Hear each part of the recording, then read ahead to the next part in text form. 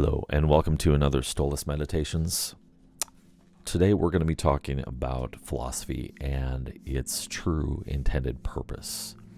And while it will be distinctly about Stoicism, this can apply to any philosophy, really. Before we dive in, we're going to be reading from two different books. One is The Art of Living by Sharon Labelle. It's a modern-day reinterpretation of Epictetus' The Manual and some classic guides on living well. And Marcus Aurelius' Meditations. This comes from the annotated edition by Robert Waterfield. I highly recommend both of these. Also, not a paid endorsement. Let's start out with from Meditations, notebook number 4, reading number 12. Marcus Aurelius writes, "You should be ever ready in two respects. First, to act only as the reason embodied in the art of kingship and lawmaking proposes for the benefit of humanity. Second, to change your mind if there happens to be someone around to correct you and to steer you away from any form of presumption. But the change must always be founded on a conviction that the outcome will be just or will enhance the welfare of the state, and you must only ever act in ways that contribute to such outcomes without taking pleasure or popularity into account." The second reading that I want to share from Art of Living, it's a little bit longer one, so hang with me here. True philosophy doesn't involve exotic rituals, mysterious liturgy, or quaint beliefs. Nor is it just abstract theorizing and analysis. It is, of course, the love of wisdom. It is the art of living a good life. As such, it must be rescued from religious gurus and professional philosophers, lest it be exploited as an esoteric cult or as a set of detached intellectual techniques or brain teasers to show how clever you are. Philosophy is intended for everyone, and it is authentically practiced only by those who wed it with action in the world toward a better life for all. Philosophy's purpose is to illuminate the ways our soul has been infected by unsound beliefs, untrained, tumultuous desires, and dubious life choices and preferences that are unworthy of us. Self-scrutiny, applied with kindness, is the main antidote. Besides rooting out the soul's corruptions, the life of wisdom is also meant to stir us from our lassitude and move us in the direction of an energetic and cheerful life. Skilled use of logic, disputation, and the developed ability to name things correctly are some of the instruments philosophy gives us to achieve abiding clear-sightedness and inner tranquility, which is true happiness. This happiness, which is our aim, must be correctly understood. Happiness is commonly mistaken for passively experienced pleasure or leisure. That conception of happiness is good only as far as it goes. The only worthy object of all our efforts is a flourishing life.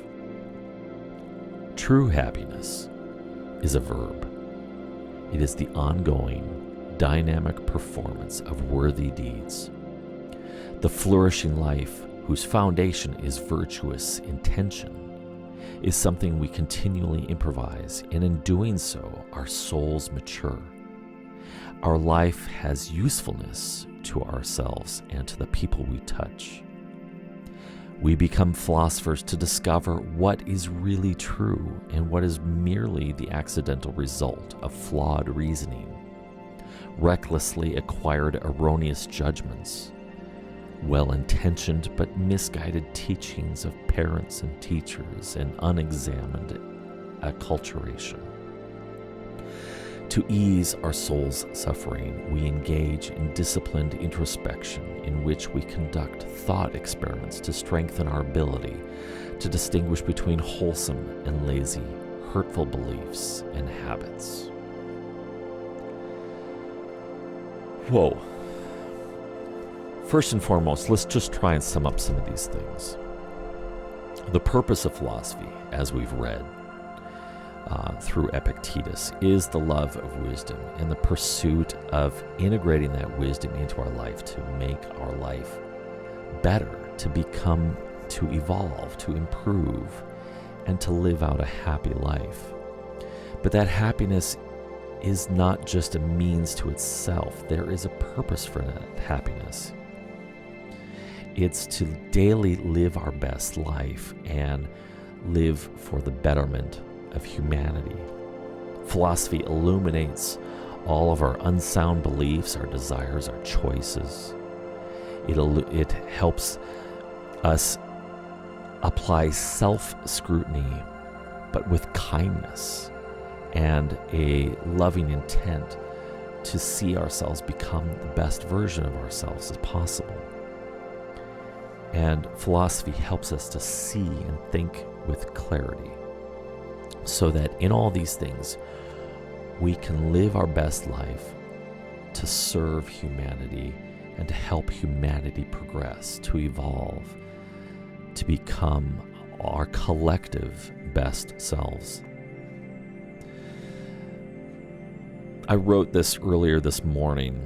The path to happiness and deep fulfillment involves these two behaviors.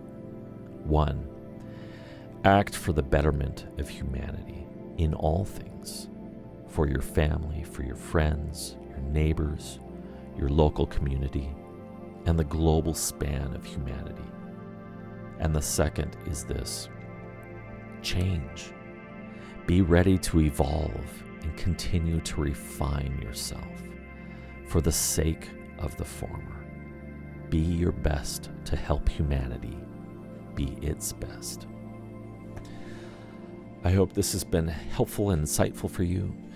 Do pursue the philosophy of Stoicism. Pick up a couple of good books and start the daily meditation practice of reflecting on these things, reflecting on what some of these people who have done life before us and did it well, learn from them and see how you can start applying these things to your life so that you can live your very best life for the betterment of us all. Thanks for joining us for another STOLACE Meditations. If you like the stuff, be sure to hit the like button, the subscribe, the follow, all the things, and share this with your friends. You can find more meditation resources like this out at stolace.com/meditations. Thank you, my friends, and be well. Thank you.